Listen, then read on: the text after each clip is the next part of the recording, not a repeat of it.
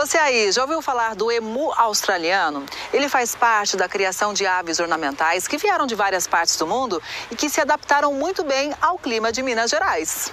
Este é o Recanto Encantado, a chácara do Diego, e ela é tomada por essas aves ornamentais. Eu sou natural da cidade de Araxá, aqui em Minas, e os meus pais sempre tiveram fazenda. E um sonho que eu sempre me acompanhou foi a ideia de ter um sítio, uma chácara, para eu poder ter todas essas aves, esses animais que eu gosto bastante. Ao todo são mais de 250 aves, além de mamíferos que nós temos aqui, a ovelha, o minicabra, tem alguns quelônios, peixes e assim por diante. A origem de cada uma dessas aves é bem diferente, mas o Diego sabia onde encontrá-las e, mais importante, como adquiri-las. Existe uma lista pelo IBAMA de quais animais que tem que ter autorização do IBAMA. Alguns animais não é necessário ter autorização, alguns têm que ter somente nota fiscal de compra.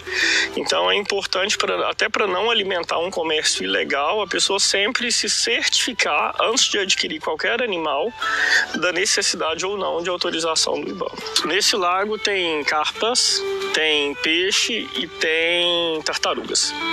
Mas eu tô vendo uma espécie ali que é o que chamou mais atenção. Quem que é aquela bonita ali? Aquelas aves são as tadornas ferruginhas. A tadorna ferrugínea, ela é uma ave aquática, ela é originária da África do Norte. Uma curiosidade sobre a tadorna ferrugínea, Lucas, é que elas são monogâmicas, O macho ele escolhe uma fêmea e durante a vida ele acompanha toda a parte reprodutiva. A fêmea ela é única durante toda a vida sexual desse macho. O cisne negro ele é originário da região da Inglaterra. E o cisne negro, apesar dele ser negro, ele nasce, uma curiosidade, os filhotes são brancacentos acinzentados, Então, ao longo do desenvolvimento, ele vai adquirindo essa tonalidade da plumagem negra.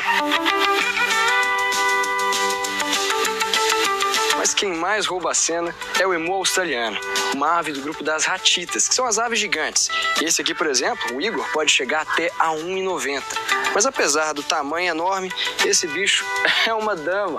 Ele é super carismático, carinhoso e adora um carinho. Olha aqui, até abaixa. O emu adulto ele pesa em média de 50 a 60 quilos. O macho, uma fêmea, na faixa de 50 quilos. É uma ave bem grande, bem pesada e que é muito dócil. Depois de ver uma ave deste tamanho, impossível não surgir a dúvida. Como será que é a alimentação delas? Cada ave tem uma ração com balanceamento adequado para cada espécie, para cada raça.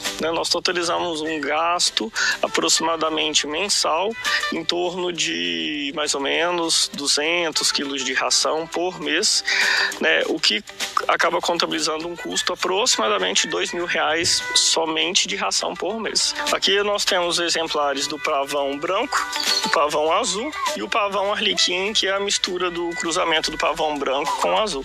Um fato interessante também é que no mundo dos pavões, o macho é quem tem aquela coloração que a gente conhece, que chama bastante atenção. Sim. E a fêmea, ela é um pouco mais neutra ali, ela não tem muita cor, Sim, a fêmea ela tem uma cor mais camuflada, porque como é a fêmea que faz a incubação dos ovos, não é interessante que ela seja colorida, porque isso pode atrair predadores, identificar ela no ninho, no meio do capim, e o predador encontrar ela e acabar se alimentando, comendo a fêmea. E aí o macho tem essas cores justamente para atrair a fêmea no acasalamento. O macho ele tem esse leque, e inclusive durante o período de reprodução é o período de crescimento máximo da pena das caudas.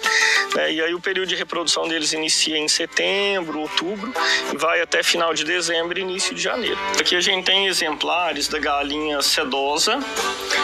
Apesar dela ser muito chamada de sedosa da China, é uma ave que ela é originária do Japão.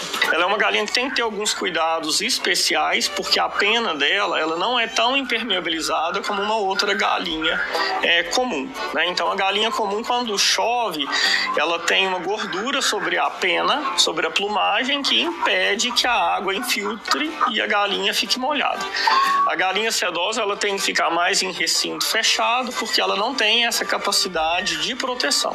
Estes animais podem até ser de regiões diferentes do país e do mundo, mas quando se juntam criam um ecossistema interessante, bem único. É um lugar que o Diego, como veterinário e como um bom apaixonado pela fauna, gosta de chamar de lar.